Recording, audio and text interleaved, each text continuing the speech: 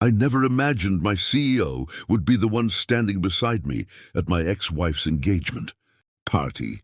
Her arm looped through mine like we'd rehearsed it 100 times, her heels clicking confidently against the marble floor while my heart tried to punch its way out of my chest. The invitation itself had been a slap.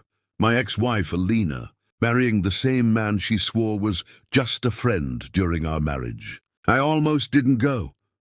But then my CEO, Evelyn Hart, overheard the reason I was requesting the night off, raised one perfectly shaped eyebrow, and said the words that changed everything. "What if I go with you?" I laughed, thinking she was joking. She wasn't. She leaned closer, lowered her voice, and said she needed a favor, too. Her board thought she was cold, unapproachable, incapable of real emotion. A public relationship would fix that fake temporary clean.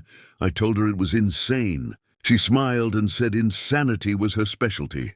Then came the condition. One rule, one kiss, only if absolutely necessary. By the time we arrived, Alina saw us immediately. I felt it, the pause in her laughter, the way her eyes narrowed, the way her smile froze when Evelyn leaned in and whispered something that made me laugh for the first time in months. Evelyn played the part flawlessly. Her hand rested casually on my chest, fingers warm, grounding, possessive in a way that felt dangerously real. Introductions were made. My ex-wife's fiancé stiffened. Alina's eyes kept flicking to our hands, our proximity, the ease between us.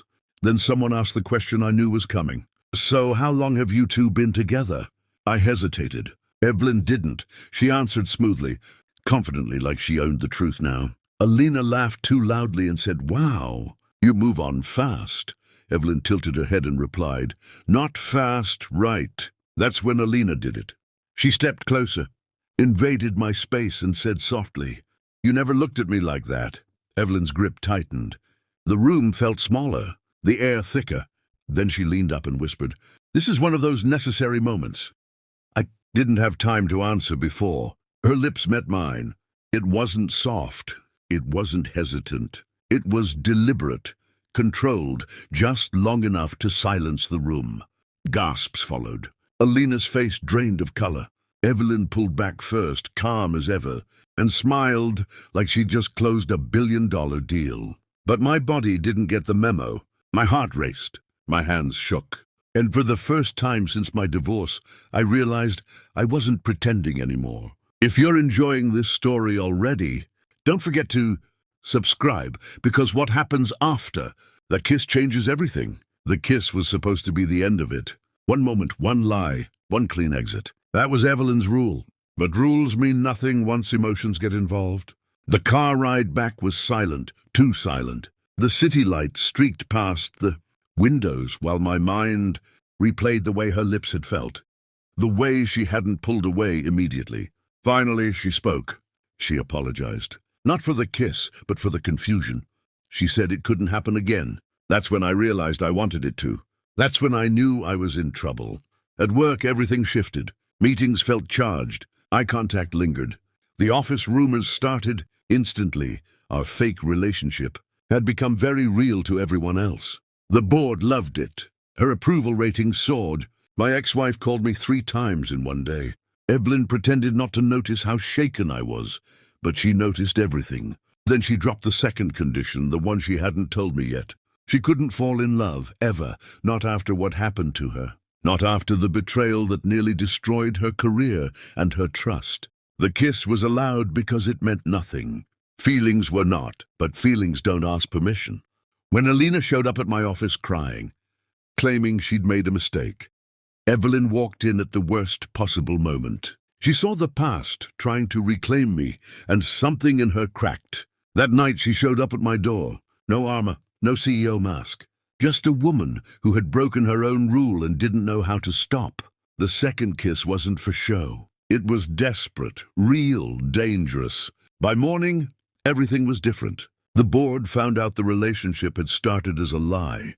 Her position was threatened. My ex-wife exposed the truth publicly out of spite. Evelyn prepared to resign. That's when I realized the story wasn't about making anyone jealous anymore. It was about choosing who you stand beside When the lie burns away and only truth is left. I walked into that boardroom, told them everything, and chose her.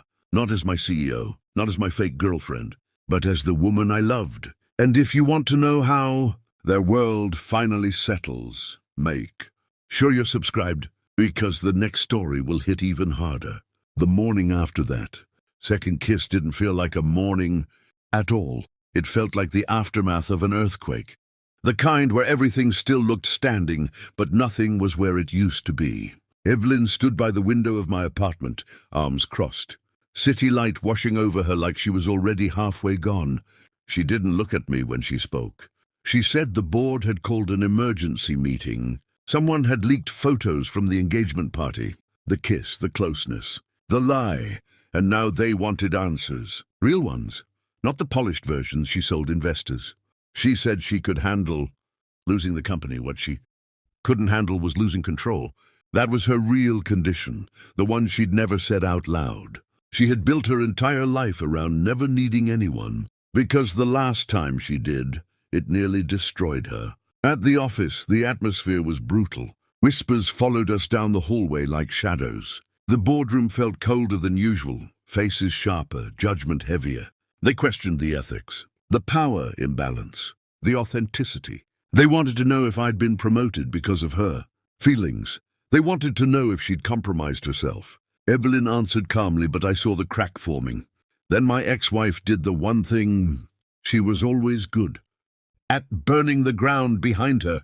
She sent emails, screenshots, a timeline designed to make it look like Evelyn had manipulated everything from the start. A CEO using romance as strategy. A scandal ready-made for headlines. That was when I stood up. My hands shook, but my voice didn't. I told them the truth. All of it. I told them the relationship had started as a lie, but not because of Evelyn's ambition, because of my weakness. My need for closure. My need to prove something to a woman who had already moved on. I told them Evelyn had tried to keep boundaries, that she'd set rules, that she was the only one who had something real to lose. The room went silent. For the first time, they weren't looking at her like a liability. They were looking at me like a man who had chosen honesty over comfort. The board recessed. Minutes felt like hours. Evelyn didn't speak.